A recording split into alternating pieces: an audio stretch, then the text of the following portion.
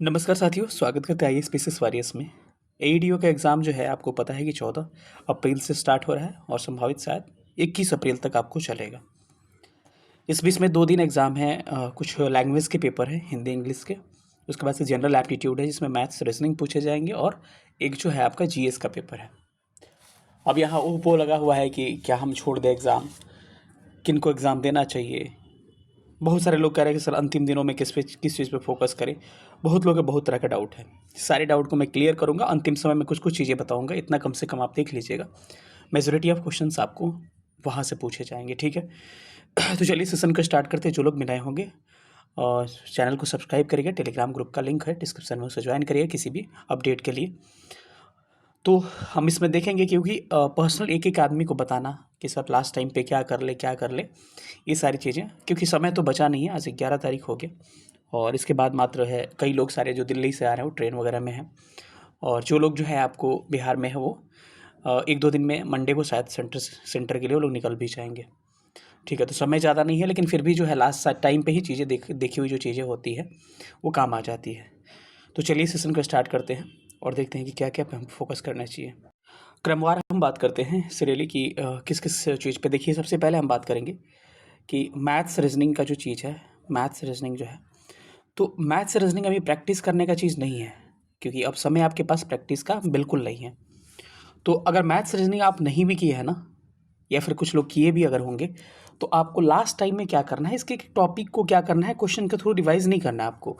अगर जो पढ़े होंगे तो वो प्रैक्टिस करेंगे, उनके लिए दिक्कत नहीं है। या फिर उनके लिए भी मैं कह रहा हूँ कि आप भी जो है लास्ट टाइम पे प्रैक्टिस मत करिए, क्वेश्चन प्रैक्टिस मत करिए। क्या करिए, जो भी इंपॉर्टेंट टॉपिक है, मैं कुछ इंपॉर्टेंट टॉपिक बता दे रहा हूँ, उसको क्या करिए आप, उसके थ्योरी को क्या करिए, उसके थ्योरी को देख लीजिए। इसमें कुछ फार्मूले वगैरह होते हैं, कुछ कंसेप्ट्स वगैरह होते हैं कि इससे हम ये करके ऐसे निकाल लेंगे, इसको इसको ऐड करके हम ऐसे निकाल देते हैं। कुछ जितने भी थ्योरीज हैं ना, उसको देख लीजिए, वो बहुत काम आएगा एग्जाम में। कि क्योंकि नॉर्मल क्वेश्चंस पूछे जाते हैं, क्वेश्चंस का लेवल जो है आप देखिएगा तो बीपीएससी जो भी एग्जाम लेता है, चाहे आप देखे होंगे एसओ वगैरह या फिर कोई भी एग्जाम ले जिसमें मैथ्स पूछे जाते हैं, तो उसका मैथ्स जो है काफ़ी बिलो एवरेज होता है या एवरेज होता है। तो उतना ज़्यादा दिमाग लगाने की ज़रूरत नहीं कि एकदम एसएससी के जैसे ढुक ढुक के पढ़ रहे हैं आप, एसएससी मेंस के क्वेश्चन लगा रहे हैं। अच्छी बात है आपके लिए, वो अलग बात है कि आपकी मैथ का ही पकड़ है पहले से, तो अलग बात है। लेकिन लास्ट टाइम पे आपको क्या करना चाहिए, जितने भी इंपॉर्टेंट टॉपिक है उसका थ्योरीज को देख लेना चाहिए। जैसे कि मैं बात करूं अगर मैथ्स का, तो मैथ्स में आपको कुछ इंपॉर्टेंट टॉपिक है, जैसे सीआई हो गया, एसआई हो गया, परसेंटेज हो गया, प्रॉफिट लॉस हो गया। तो इन सब का क्या करना है, बेसिक फार्मूला देख लेना है कि कैसे कैसे चीज़ों को निकालेंगे। अगर जो है इसको इतना गुना कर दिएगा तो कैसे निकालेंगे, उसका खाली आप कंसेप्ट देख लीजिए। कंसेप्ट देखने में पता है मुश्किल से एक चैप्टर का कंसेप्ट देखने में आपको 15 से 20 मिनट का समय लगेगा, 10-15 मिनट ऐसे करिएगा तो आपको 2-3 घंटे में पूरा मैथ्स से रिवाइज हो जाएगा। ये आपको बहुत काम आएगा, करके देखिएगा। तो सीआई हो गया, एसआई हो गया, परसेंटेज हो गया, प्रॉफिट लॉस हो गया, तो जो भी कह सकते हैं ना कि एचसीएफ एलसीएम हो गया, जितने भी जो है ना कह सकते हैं ना एडवांस मैथ, थोड़ा सा उस पर ज़्यादा फोकस मत करिएगा, क्योंकि एडवांस मैथ से उतने क्वेश्चन ज़्यादा देखने को नहीं मिलेंगे। उसके बाद जो है पाइप असिस्टेंट हो गया, पाइप टंकी वाला क्वेश्चन हो गया, टाइम एंड वर्क वाला क्वेश्चन हो गया। तो ये सब टॉपिक जो है काफ़ी आपके लिए इंपॉर्टेंट है, थोड़ा सा इन सबको ठीक से देख के चले जाइएगा।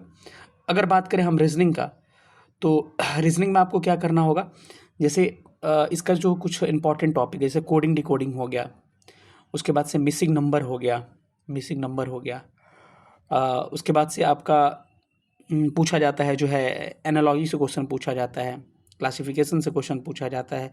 ये सब आसान आसान टॉपिक है। क्लॉक हो गया, कैलेंडर हो गया। तो कह सकते हैं ना कि एक रीजनिंग का सेक्शन होता है जिसमें आपको डायग्रामेटिक क्वेश्चंस पूछे जाते हैं।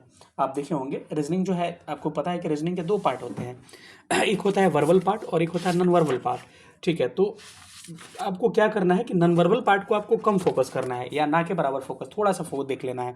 लेकिन वर्बल पार्ट जो होते हैं, नॉन वर्बल में आपको पता है कि जो है डायग्राम वाले सब चीज़ें होती है कि पानी में रखा जाए तो ऐसे इमेज बनेगा, तो वैसा इमेज बनेगा। अगर उतना करना है तो number of counting of figure कर लीजिएगा, वो इंपॉर्टेंट है। Coding decoding, missing number, analogy हो गया, क्लासिफिकेशन हो गया, क्लॉक हो गया, कैलेंडर हो गया, रैंकिंग हो गया, सिटिंग अरेंजमेंट हो गया। इस तरह के टॉपिक देखने में आपको मुश्किल से, अगर ठीक से देखिएगा तो 1 से लेकर 1.5 घंटा या 2 घंटे में आपको सारे टॉपिक क्या हो जाएंगे, एक बार में रिवाइज हो जाएगा। इनका केवल क्या करिए, कंसेप्ट आप देख लीजिएगा। तो अब लगाने मत बैठ जाइएगा इसके क्वेश्चन। मैक्सिमम अगर आप कुछ कंसेप्ट देख के जाते हैं तो क्वेश्चन सॉल्व कर लीजिएगा। अब पर्याप्त समय 2 घंटे पर्याप्त समय है 100 क्वेश्चन के लिए, आसानी से आप कर सकते हैं। कोई उसमें जो है आपको 30 मार्क खा के बनने की ज़रूरत नहीं है कि एकदम 1 सेकंड में क्वेश्चन बनाना है, उस रेलवे एसएससी टाइप का यहाँ पर नहीं है। तो केवल थ्योरी पता रहता है ना, तो मैथमेटिक्स आप ऑपरेशन करके आराम से निकाल लीजिएगा। हो सकता है कि प्रोसेस आपका लंबा हो लेकिन बन जाएगा और हमको आंसर तक पहुँचने से मतलब है। तो मैथ रीजनिंग में जो है आपको ओवरऑल मैंने यही बताया कि क्या करिएगा आप थोड़ा सा जो भी उसके थ्योरीज हैं, कंसेप्ट है, फार्मूला है, उसको थोड़ा सा आपको देख लेना है।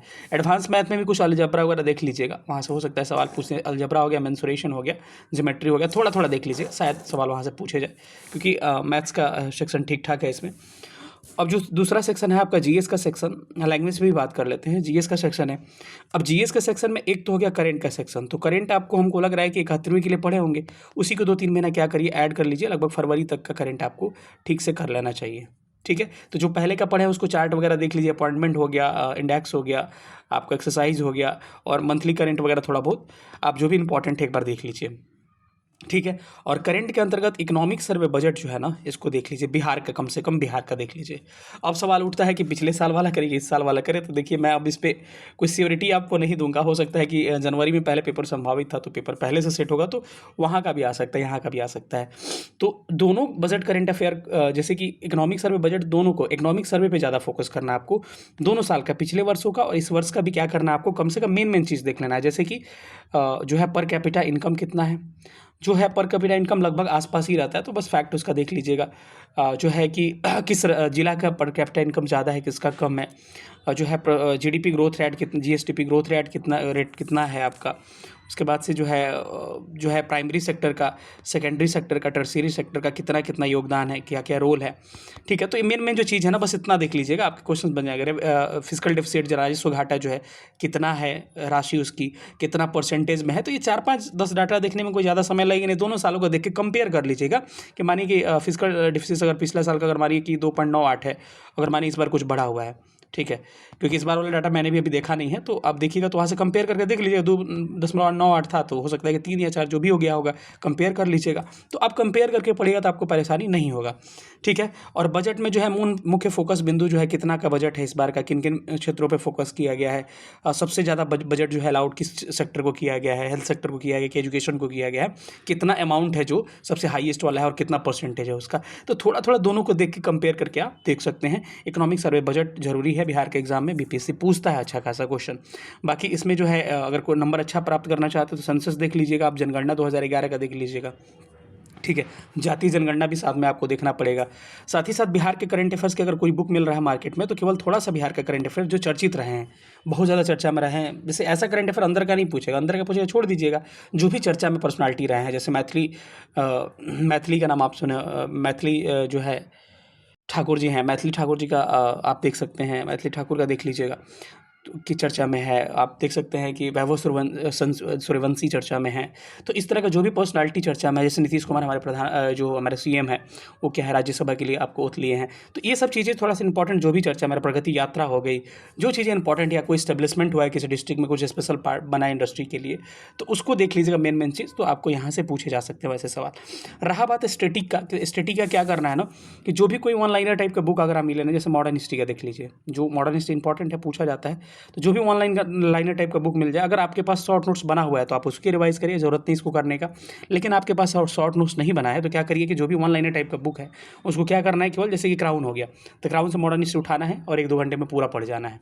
ठीक है, तो मॉडर्न हिस्ट्री कर लीजिए, वैसे एंशिएंट मेडिवल भी थोड़ा बहुत देख लीजिएगा।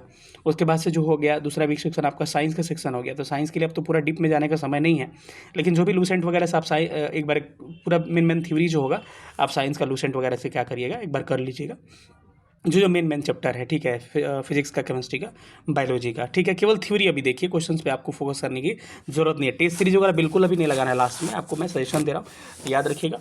और इतनी चीज़ें हो गई। ज्योग्राफी वगैरह को भी अगर किसी बुक से लूसेंट वगैरह से देखना चाहते हैं तो लास्ट में लूसेंट वगैरह से देख सकते हैं, या फिर शॉर्ट नोट्स बना है तो आप उसको फॉलो करिएगा। पॉलिटी के लिए वही अप्लाई कर सकते हैं, लूसेंट अप्लाई कर सकते हैं, या फिर लक्ष्मीकांत में अगर आपने हाईलाइट कर रखा है तो उसको पढ़ लीजिएगा। तो जो मैंने ओवरऑल अप्रोच बताया ना, अब लैंग्वेज की बात करते हैं कि लैंग्वेज की बात है तो आपको पता है कि आपको हिंदी में 21 के आसपास आपको नंबर चाहिए, क्योंकि आपको 70 लगभग 30% पास करने के लिए चाहिए, तो 70 नंबर का होगा, तो 70 का 30% 21 35 नंबर हो जाएगा, और इंग्लिश जो है 30 नंबर का होगा। तो 30 का क्या करना है आपको, 30% हमको लग रहा है कि 9 नंबर के आसपास आपको लाने होंगे। तो ठीक है, तो इसको करने के लिए आपको क्या करना होगा कि थोड़ा सा इसके लिए थोड़ा सा क्या करना होगा, थोड़ा बहुत इंग्लिश वगैरह हिंदी हिंदी देख लीजिए, पास कर जाइए, कोई ज़्यादा दिक्कत नहीं, थोड़ा बहुत देख लीजिए, क्योंकि निगेटिव है लेकिन ऑब्जेक्टिव है तो बन जाता है भाई।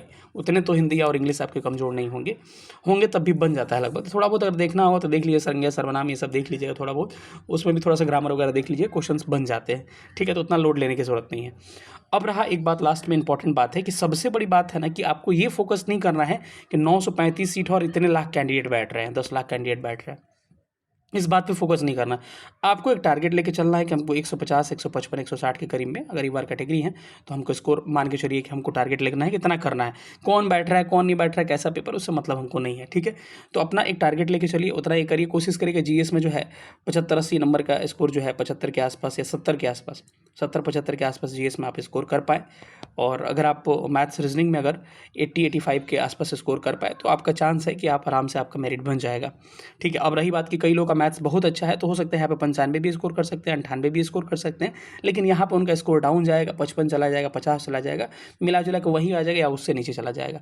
तो अब घबराने की जरूरत नहीं। अगर आप मैथ्स रीजनिंग अच्छा करते हैं तो आपका जीएस थोड़ा सा कमजोर हो सकता है, कम जीएस ज़्यादा अच्छा है तो मैथ रीजनिंग होगा, तो इसमें जिसका एवरेज होगा ना ओवरऑल मिला जुला के उनका रिजल्ट हो जाएगा।